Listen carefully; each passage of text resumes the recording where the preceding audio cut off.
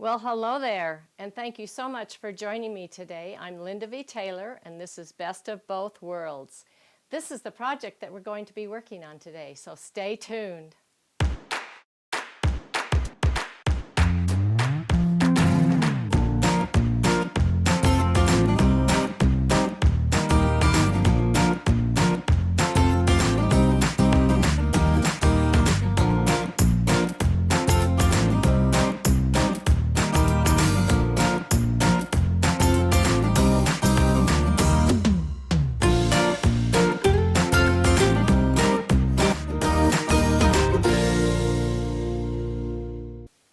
Okay, on the strips that I have that I'm putting the Minky onto the quilt, I am just putting this on the muslin. Usually I do have the Minky on the back, and so when I'm done, I'm done. But this one I want to do reversible, so I'm putting this on muslin. And I have gone down and just stitched right down in between on this particular Minky. This will be over the edge of the bed, and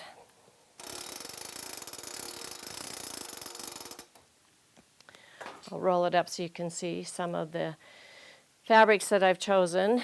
I have some narrower stripes in here with the plaid, and you can see that I have a quilting design on this one. On the larger ones I want to do some quilting.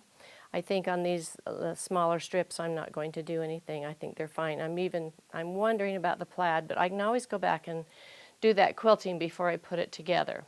So I'm just going to pan through it so you can see what I've been doing. And again, there's the bears, and I have a quilting design on that. I have no batting in this at all. And this gets me down to the last strip where I'm ready to add the next strip. And I want to show you how I do that.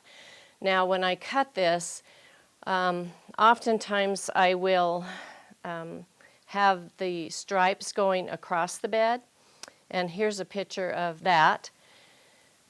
So you can see this is they're going across. But on these, I decided to do this one. So the pattern and the stripes are going up and down. That way I didn't have to piece this Minky that has a pattern on it. I just cut 120 inches long on them, and actually it'll do 2 quilts of this particular Minky if I want it to do that. Okay, this is the next piece of fabric that I have to add, and I also want to point out that I have stitched the edge of this down to the muslin. The first one I did, I tried to do both of these layers at the same time, and they get a little slippery. So now I make sure that I stitch this edge down. Now, of course, that's going to create a line of stitching on the other side, which on this muslin doesn't matter to me at all. When I did it with Minky on the back, I just basted, and then I could put my next fabric to it and sew it. And I could pull the basting out, then I only had one line of sewing. And if you do that and you have your quilting in between, the back of the quilt looks just about as beautiful as the front. So I just am putting these 2 fabrics together like this. And I can see this one comes down just a little bit further there, so I'm just do that. And you can pin that if you need to. It depends on how experienced you are, how much confidence you have in your skills. And I'm just going to come right over here. I'm coming down and getting my thread, and then I will put my channel lock on. I'm giving myself a good seam allowance. Don't try to do your 1/4 inch seam allowance, okay? So we just come across like this. And it's awesome. If I start getting just a little bit lower than I want to be, I just move it up, reset my channel lock just up a little bit more. Always I can make sure that I'm catching the fabric underneath. And I find that my seam allowance will switch back and forth just a little because it is really stretchy. Just making sure that I'm not in that catching any of that selvage, so that selvage is out of the quilt. Like I said, just plan on your seams. Plan on 1 inch per seam because you're going to take at least a 1/2 inch as you're going across. It just has worked out that way and it looks beautiful. Okay, I'm just going to pull this piece down and I will bring it all the way down and stitch the bottom of this piece to the muslin, and then I will quilt a pattern on this, just a strip pattern, and add the last piece, and this one will be ready. Then we will do the reverse side of the quilt. You're going to love it. Okay, now I want to show you how I come down the edge. Now sometimes I fringe the edge of Minky's if I have both of these are Minky's, but this one is muslin. So of course I won't do that on this one, but if I'm doing fringe, then I will start over here and I just measure over and make sure that it's consistent, two or three, depends on how long you want the fringe to be, and then do your line in there like that. But on this one, I am right on the edge. I'm actually thinking I'm going to put these two pieces together and sew them and turn them. So this will be new for me. We'll see how it works out. So I come all the way down like that. Now I'll just go a little ways here, like that, put my clamp at the end, and I have a clamp at the other end too, so the muslin is nice and tight.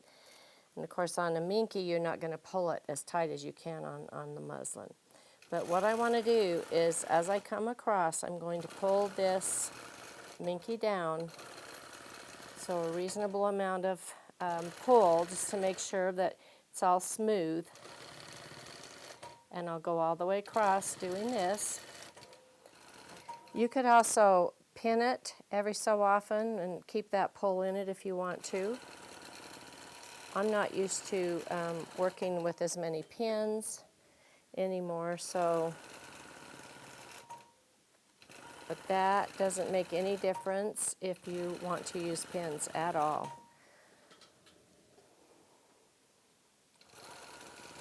Probably keeps everything nice and straight. Now, again, if this is Minky that you have underneath, and or even batting and then Minky, you will want to base this line because we're going to add another piece on here and we can't do anything about that line. But this line you could pull out. But because it's on muslin and I don't have to worry about it pulling out, I'm just using a regular stitch as I go across. And I generally stay a little closer to the edge on this one, but I know I'm going to have at least a 1/2 inch seam allowance when I come back and add the other part. I just have one red piece to add to this, and then I'm going to show you how I am going to do some shams, because I have plenty of muslin on, and so we will do the shams, because I want quilted shams. So right while I have all of this and all the fabric, I will go ahead and do those, and then I can cut them out and make them later. Then I'm going to go up as well. There we go. This is the pattern that I used. It's an all-over pattern, and I use this on the other side, but I am going to want to reverse this, so I will flip this vertically because I'm on the other side of the quilt now. And I have already drawn my boundary, so all I have to do is move this up into that boundary and see how we're doing with everything. All right, I'm happy with that, and so I'm going to just go ahead and start quilting.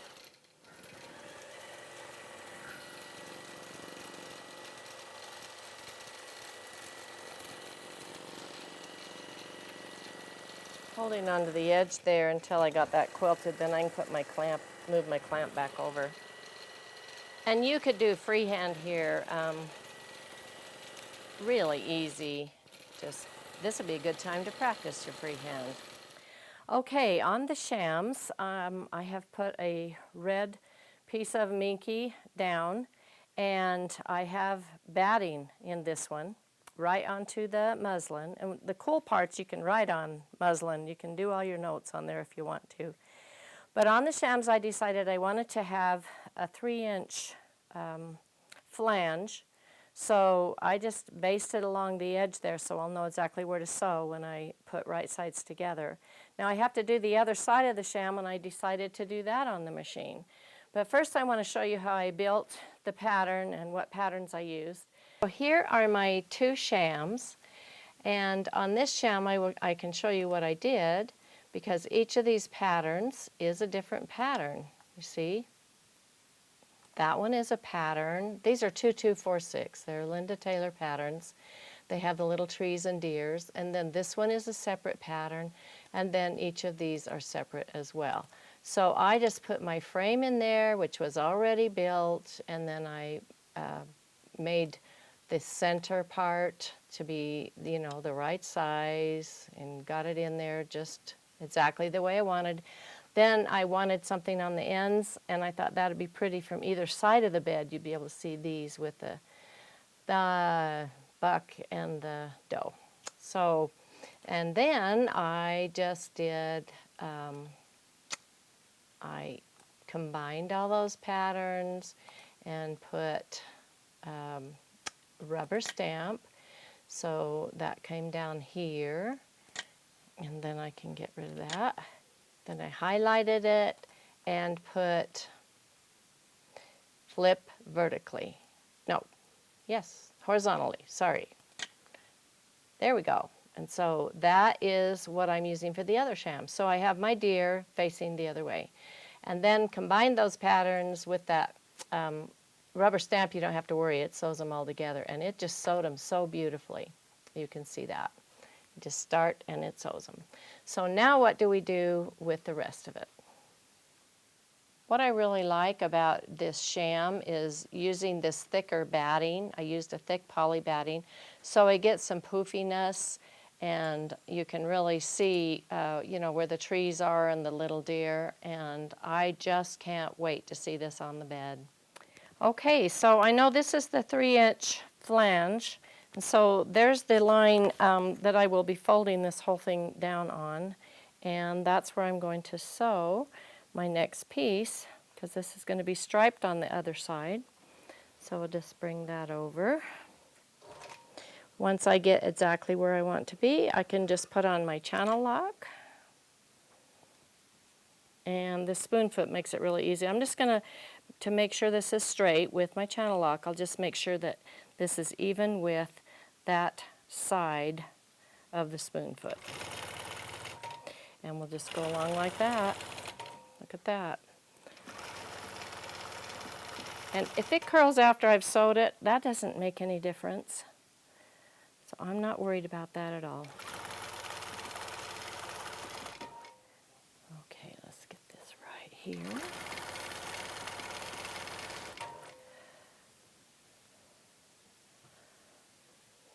Got a little bit more as I'm coming along, but that's okay.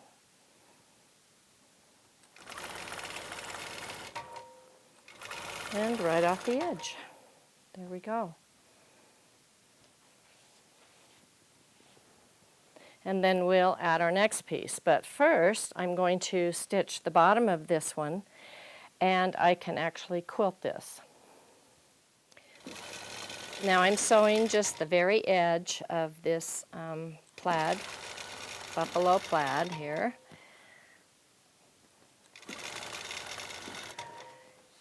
So that I don't have to work with that anymore once it's down. And then I can also quilt this piece. So easily just goes across. Covered up everything I had under there. I know I had some extra fabric because I had to work with my calculations and figure stuff out. I wanted to make sure I wasn't short. You could base here too, but it's just as easy for me to sew it. And I'll just sew up this edge here so it's handled. There we go. Now I'm going to draw a boundary. This is where I'm going to. I can just put as many marks in here as I want. Let's just come out here like this.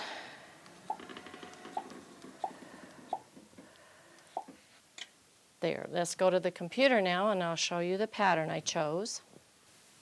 I had lots of patterns I could put in, and I tested a few here and there, you know, trying to decide what I wanted to do. But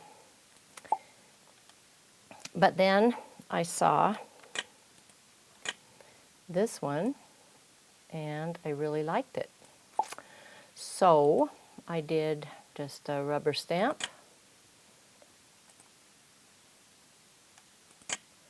and put them together.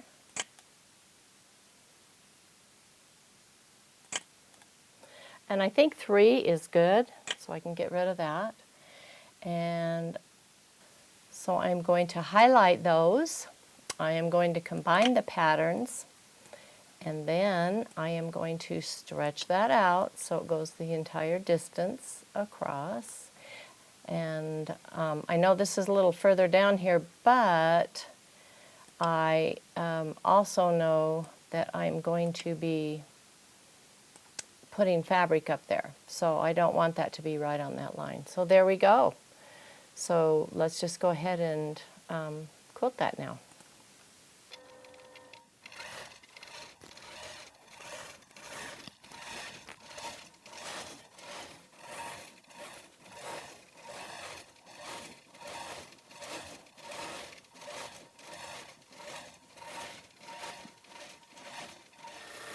This gap right here is where I will be cutting these shams apart. And in fact, up here I did a double line so I can cut right in between that line, so I still have the edges of the shams stitched down, and they'll be easier to work with that way. I could have made just one long piece across if you have, but it would have taken a lot more fabric to have cut one long piece. Because they're only 60 wide, and this way I can just use my fabric more wisely. Of course, that's what I did with the top part, was just use one piece, so it was way easier to use. But these pieces I have to cut, but that's okay, because I know exactly where I can cut between them. Oh, so cute. I love it. Now we're ready to add the next piece. I'm just using some pieces of this batting. We end up with a billion pieces, really. And I just pinned it because I'm only going to be worrying about it for 10 inches here. So I didn't bother to do anything else about it. Here's my next piece that I just put up. And so just like I did the other one, I have my channel lock on, making sure that I'm catching the fabric underneath. But it's all stitched down or basted, so I don't have to worry about it rolling, because Minky does roll when you're stitching on it. So that's my solution, in just kind of stabilize it, and then it's easier to work with. There we go. And I'll cut this piece off, and it will have some of those little things on it, but I can just vacuum it or pick them up. The vacuum works the best, and you only have to do it once, because after it's cut, you're done. And then I can pull this down. Of course, I'll have to move this up, and then I'll show you what I'm going to do is going to be very easy to stitch. Okay, I am going across the bottom, and then I'm also stitching up that line and over 2, and then down again. Then I'll stitch across the bottom and up. And I did take the pins out that were in the batting, in case you're worried. I want to tell you, though, something that I learned a long time ago, and that is, oftentimes we forget to take pins out, and so if we do and we get finished and we feel like there's a pin in there, if it's the little small heads, or especially if it's a corsage pin, anyway, you have to get the pin out, because that's dangerous, right? So what I do help you feel that pin in there is you just take it over, put it down on a nice hard floor, and put something over the quilt so you don't hurt the quilt, and then just get a hammer and just beat the head, and the head will pulverize inside the quilt, and then it's real easy to pull the pin part out. So you don't have to worry about it. It's not the end of the world yet. There we go. This is so easy to work with. And then I can just go over here and I can see where the edge is over here, so I'll just make sure I sew down the edge here, and then I can cut that part off. So this is the next piece that I want to put on here, and I made sure that it's facing the same way my pattern did there. So when you flip the sham, no matter how you flip the sham, it's going to be the right way, whether you have it on these really pretty fabrics with patterns or if you have it on the plain one that has all the deer on it. So now all I have to do is making sure that it's the right way, and then pull it up here like this and come over, and we'll stitch this one on.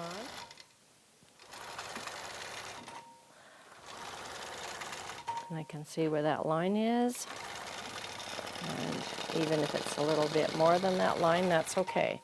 So I have pieces here that I will cut off, but I'll bring the vacuum over to do that. Now I can stitch something in my bears. I'm just going to meander around like this, around these bears and designs. It's large. There's no reason to quilt Minky with tiny stuff, although, boy, is it pretty when you do it. That really popped the bears out, actually. I love it when I'm surprised. Look at them. Those black bears are just standing out.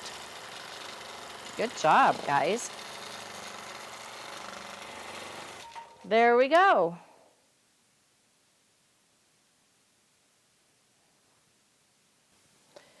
I'm just cutting this off.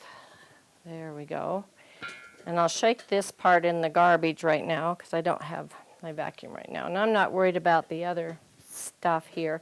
But what I want on the end of my sham, the end of this one, the end of that one, is I actually want a black hem. So I'm going to put this on so it'll be here. And that's why I left extra batting out here. You could use a vertical channel lock here if you want to. But it just doesn't have to be that accurate. There we go. Hey, that's going to be nice. And then I can cut the batting out here. I could double it. I just haven't decided what I want to do yet when I take it off. But I really wanted that black band on the end of it to go along with the quilt. So we'll see how that turns out. That was so fun, and you can see how easy that is to do on your long arm machine.